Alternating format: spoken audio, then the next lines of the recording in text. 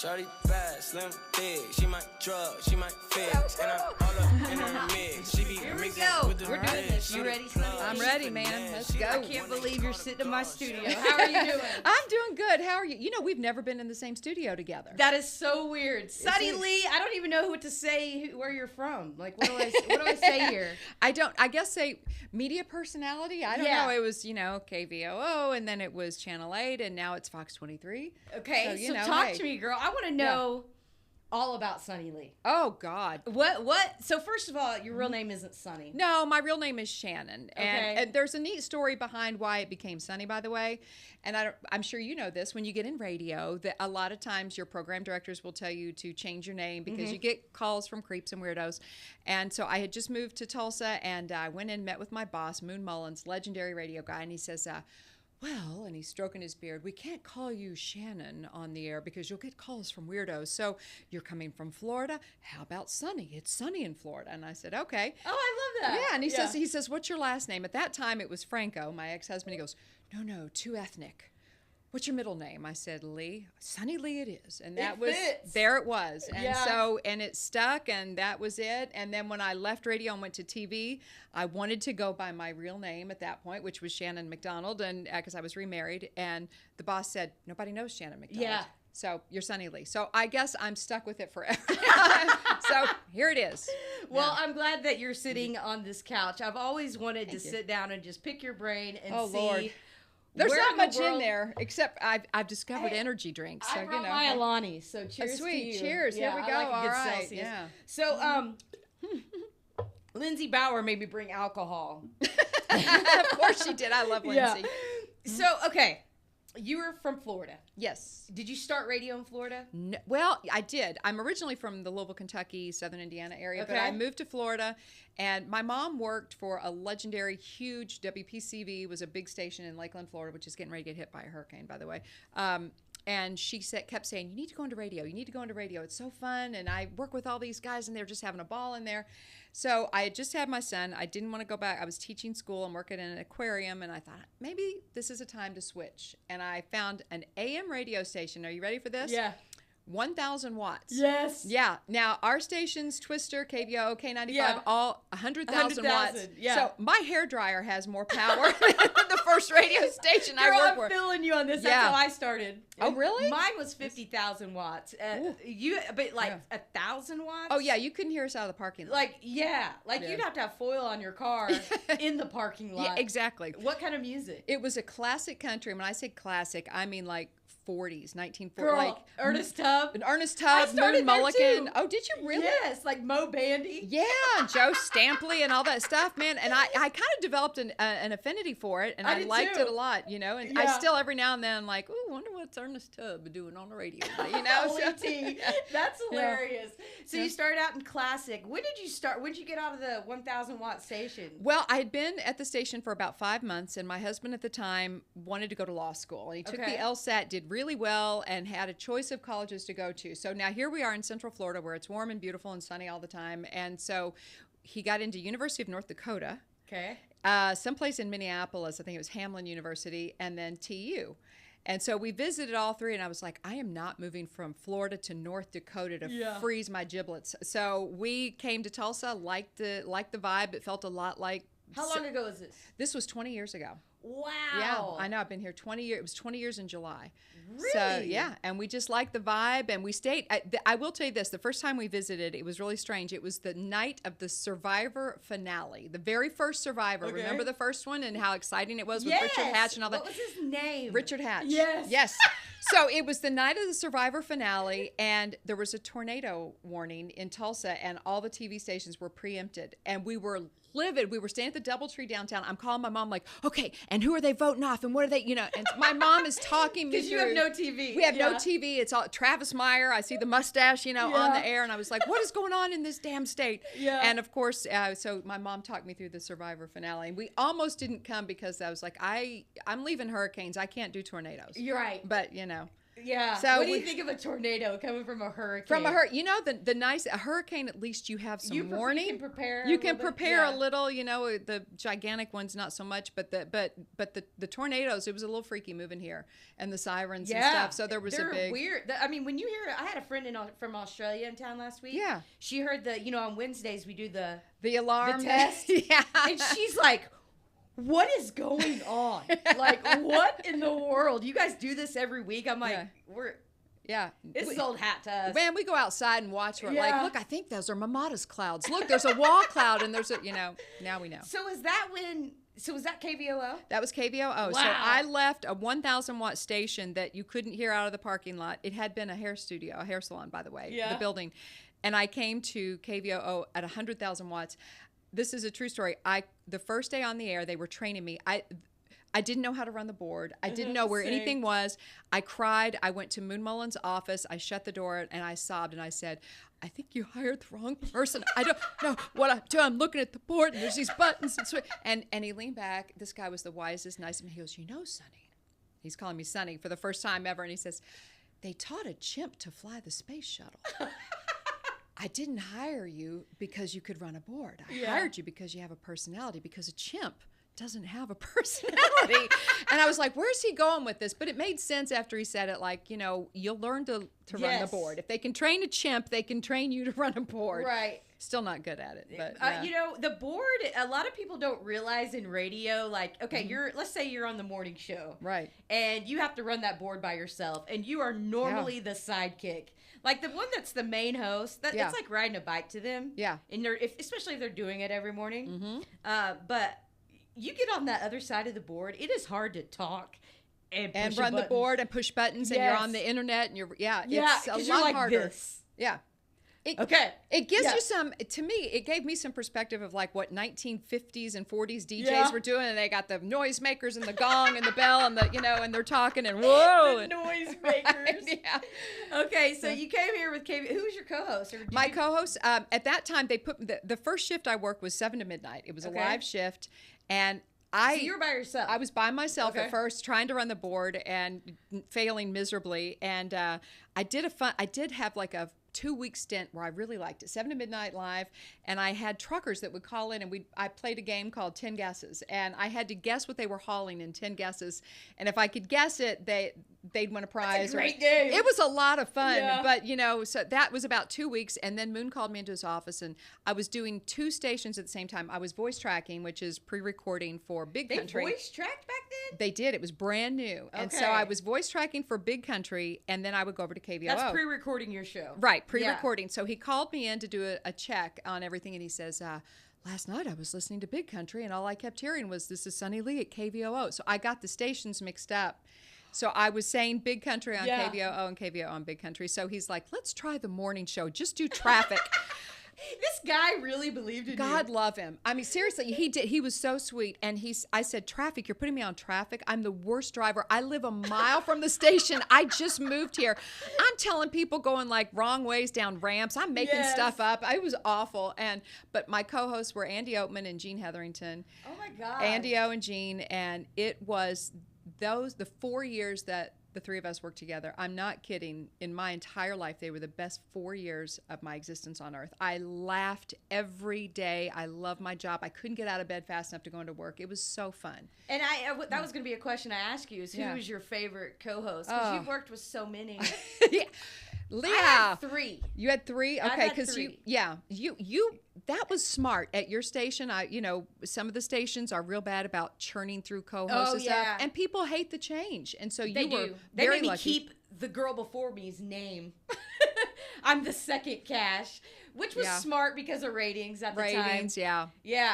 I still, but go ahead. So you were at KVOO morning show. Yeah, I was at KVOO with Andy and Gene, and we went on the air at 6. Andy would walk in the door at 5 minutes till 6. Oh, we had no prep. We didn't, because Andy was so naturally funny and gifted that we didn't even have show prep. We'd walk in, he'd say something funny right out of the gate, and during the commercial breaks, we'd say like, "What are we doing today?" And it was just a stream of consciousness a lot of times. It was Andy telling funny stories. Gene could sing and he could write music, so we did a bit called the 20-Minute Music Man. That's cool. So people would call in and say, do a song about pocket lint, and Gene would go off in a recording studio with his big cachet of CDs from karaoke, and he would make a song in 20 minutes or less with whatever topic a listener had given. And he was just good at it.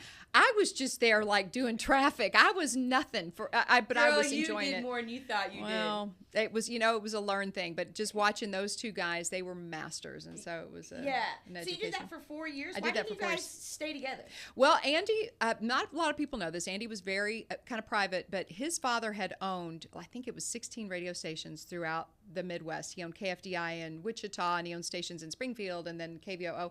His dad was a multimillionaire, and his dad passed, and when he did, he divided the money among the three of them. So Andy didn't need to work. He did it because he loved it. Yeah. And so the day came, we got a new program director at the time, and Andy came in one day and he said, I don't think he and I are going to get along. I think I just want to stay. I think I just want to stay home and sit in my hot tub and smoke. And so I'm leaving in April. I love the honesty. Yeah, he was on.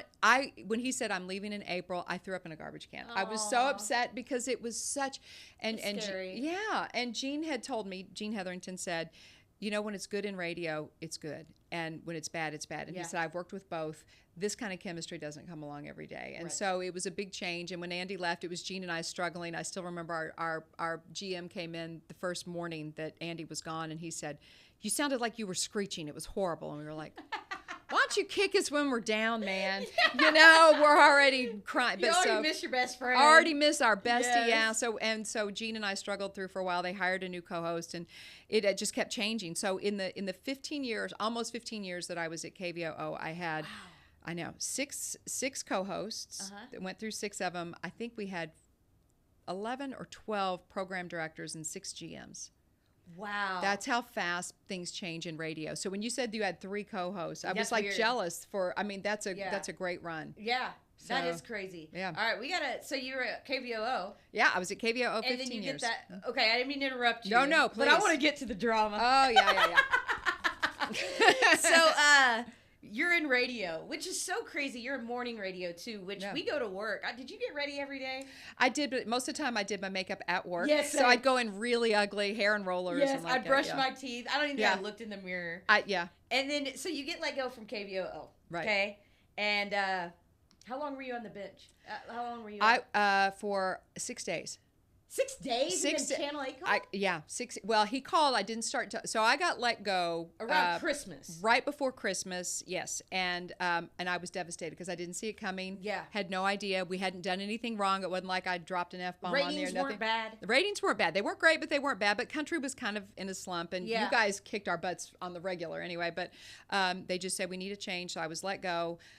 Right before Christmas, devastated. 6 days later, I got a call from the news director at Channel 8, a guy named Phil Bruce, wonderful guy, and he said, hey, I want our morning show here in TV to be more like radio. Would you ever consider like anchoring? And I'm like, am I being punked? Yeah. And so I said, yeah, let's go to lunch and we'll talk about it. And I hung up the phone. I told my husband, I'm like, this is never going to work. Yeah. I'm not TV people. I'm radio people. Yeah.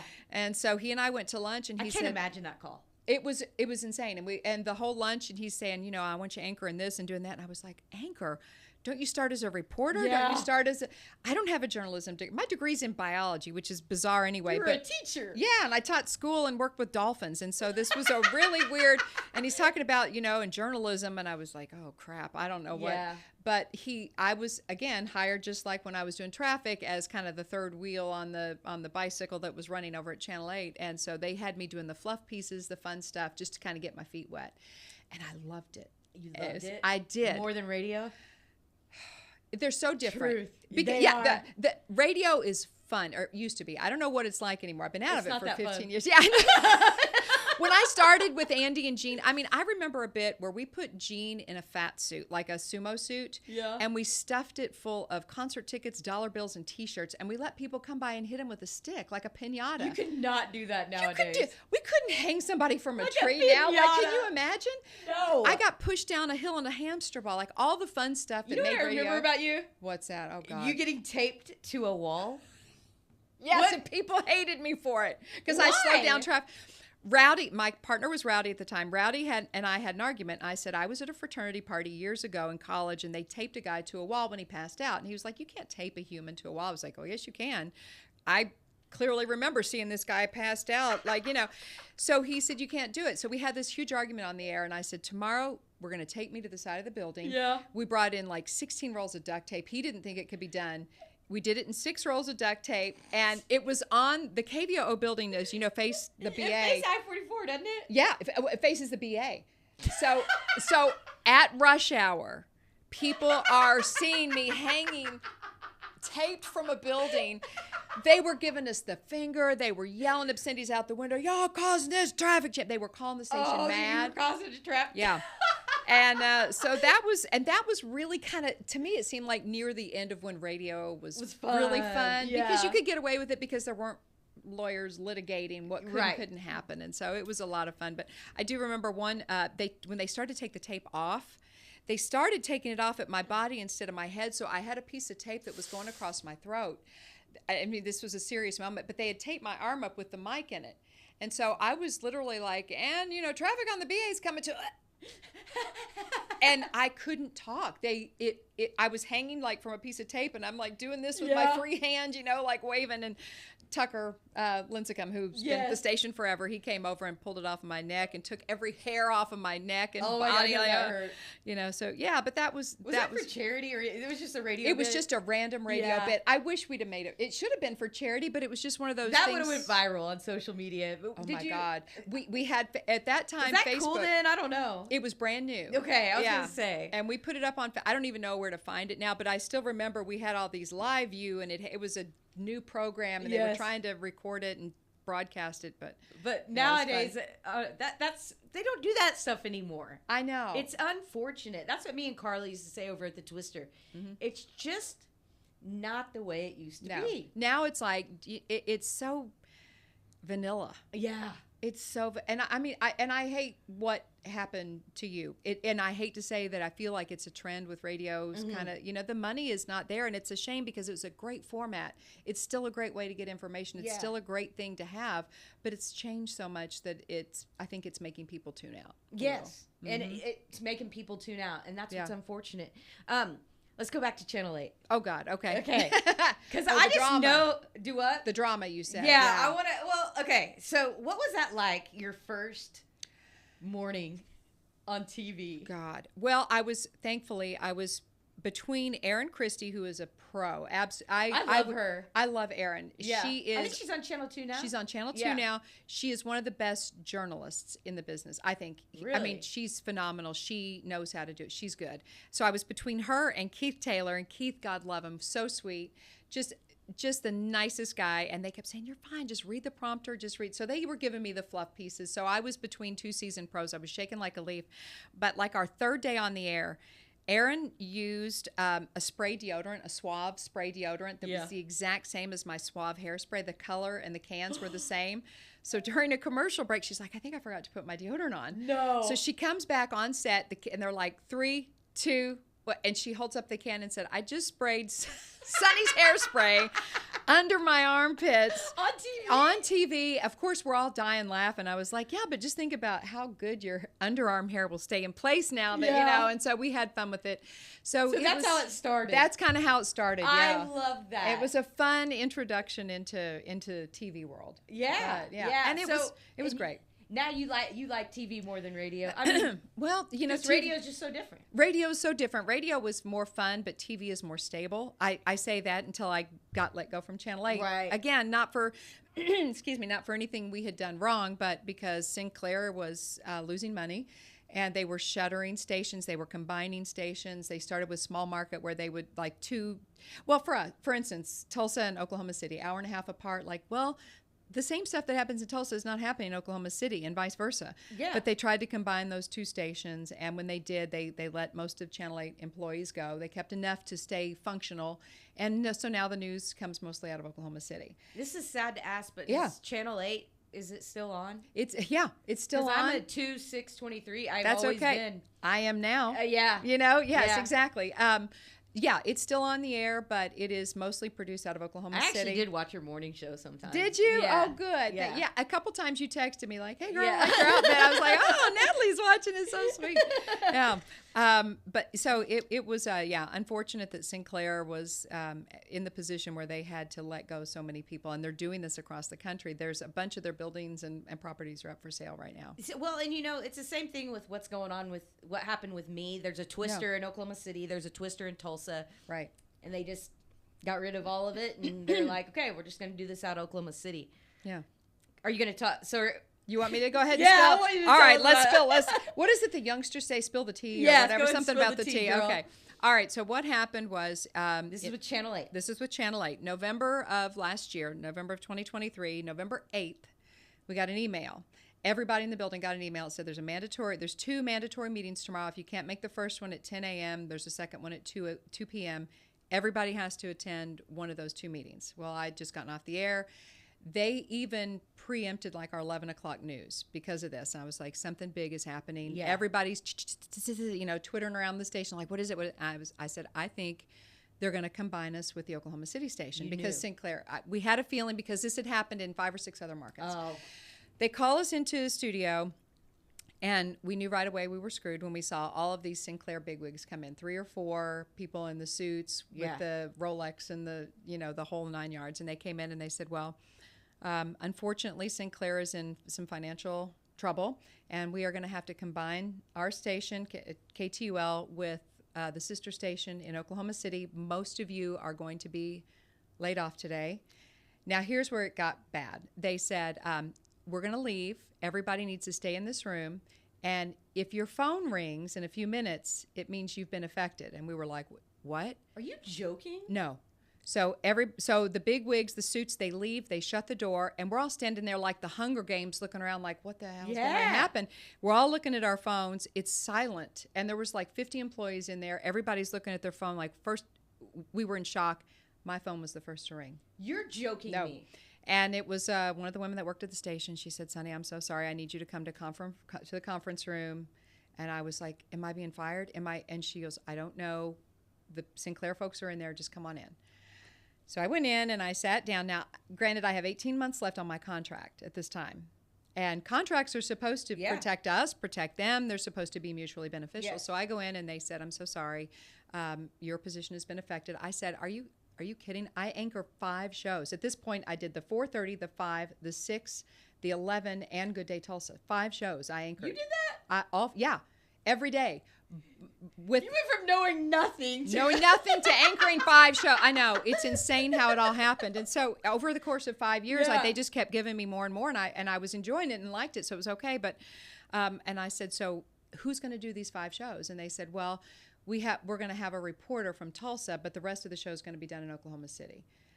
So I was like, so how's this going to work? And they said, you guys are all gone. We're keeping the meteorologist because there's Tulsa because of weather in Oklahoma being what it is. So in other words, they kept Mackenzie Richmond, who was the reporter at the time, sweet girl, and they said she's just going to be the reporter. She's going to toss live back and forth from Oklahoma City. And I said, what about my set? What about the rest of my contract? Oh, we're not paying you that. And I said, why not? And they said, because we are letting you go for financial reasons. You didn't do anything wrong, so we don't have to pay you. And I was like, that's not how a contract works. Yeah, you have to get severance. You have to get some. Yeah, they said, well, here's the deal. If you'll continue to work for the next month, come in, do the morning shows like nothing's happened for the next month, we'll give you 2 weeks of severance. 2 weeks. And I was like, you're joking. And I was sobbing, calling my husband on the drive home, like, you're not going to believe this. Well, by this time, everybody who had been let go was putting it all over social media.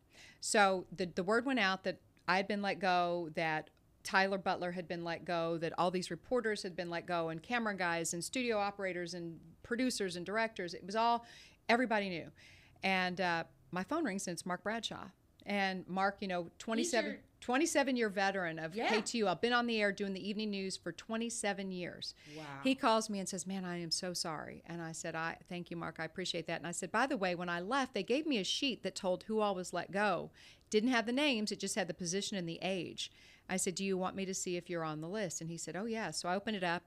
and it shows the ages of the people who were let go, and it says anchors, and it had 33, which was Tyler Butler. At the time, I was 50. It said, 53, and then it says 66. And I go, Mark, are you 66? And he said, yeah.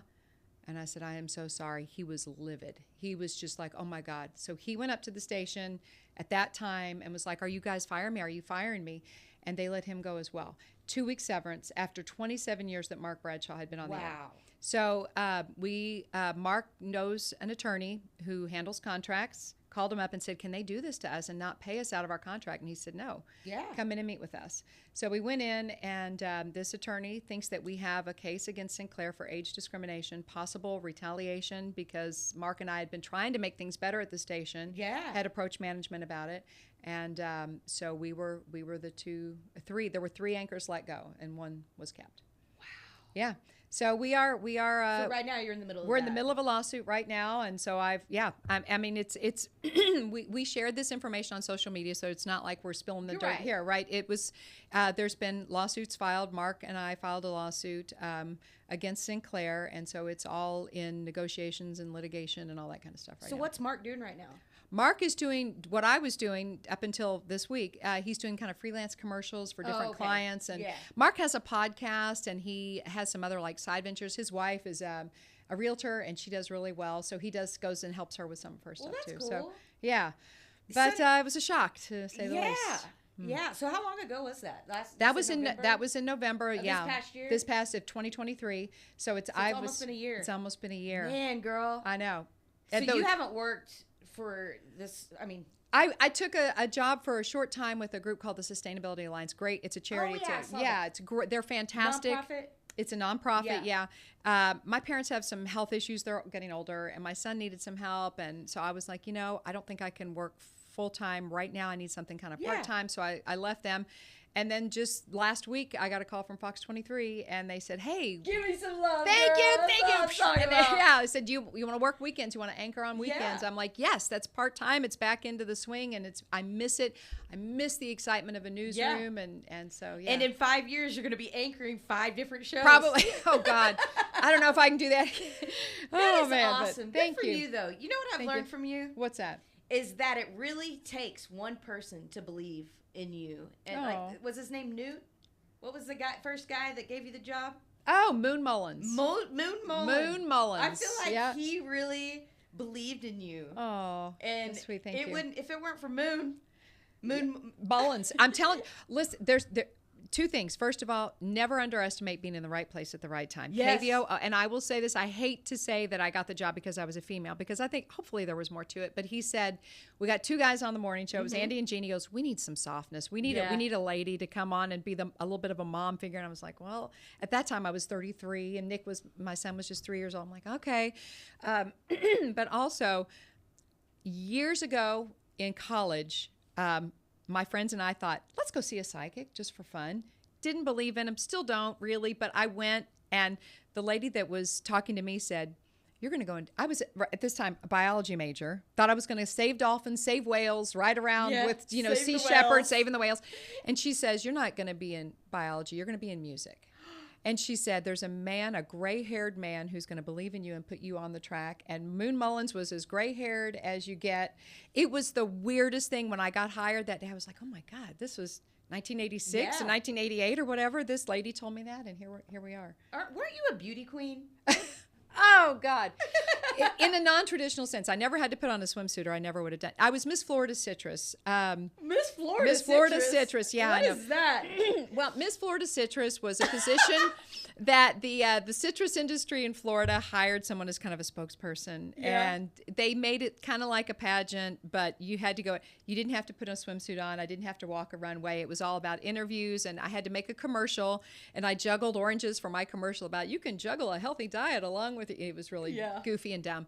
But so I got to do that for a year. And that is hilarious. Yeah, my husband calls me a female Forrest Gump. So I've kind of done it all, but fallen face first into it. But it sounds like you really need to be in front of people and entertaining. Well, thank you. Because you keep landing there. I don't know what I've done to. I feel pretty darn blessed, but yeah, but I have learned a lot being off of work this last year is that like I'm too young to retire. I get too bored sitting at home, so I'm kind of glad to be going back. And I'm glad to see you sitting here doing this, girl. I had no choice. Well, much like me, your radio path was much like mine. But see, you've rebounded. Look at this. Well, man. I'm not making any money yet, but I will say I'm proud of myself, Sunny, because I have not missed 1 week of this podcast. Good for you, girl. I got let go. Good for you. I mean, hopefully we can get some advertisers on here soon, yes. right? Oh, why would they not? Right. Yes, if you're sitting at home thinking I should be advertising, you should be advertising on Natalie Cash's podcast. So where can we start seeing you on Fox 23? Okay, I train in a couple of weeks here. I am supposed to do my first on-air shift October 26th. It's a Saturday and that Sunday. Okay. There's football. I didn't realize Fox 23 has a whole lot of sporting events on there. Yeah. And so sometimes I'll be there and the news will just be online, but other times it'll be live after the football game's over or whatever. So you can see me on weekends on Fox 23 starting at the end of October. Well, that is awesome. Thank you. I'm so happy that Moon Mullins existed and believed in Sunny Leigh. Well, you're sweet. And I have always wanted to work with you. I think what you do for the kids with the bikes for Christmas is a beautiful thing. We just taught our 9-year-old to ride. She's been riding a bike here, Arizona, the last. Shout out to Arizona. She's a sweetheart, but she thinks you are the coolest thing ever. She loves listening to you. And I love Arizona. Thank you. Cute kid. She doesn't really like my boys. She's like, they're too rough. I'm like, I know, Arizona. Well, maybe someday. Yeah. Well, congratulations on landing you. on your feet. And I know this is going to get lots of advertisers. You're going to be going viral with all this stuff. So, Sunny, good luck to you. And Thank we'll see you on Fox 23. Yay! Thank you, girl. Thank you for having me on. It's been a pleasure.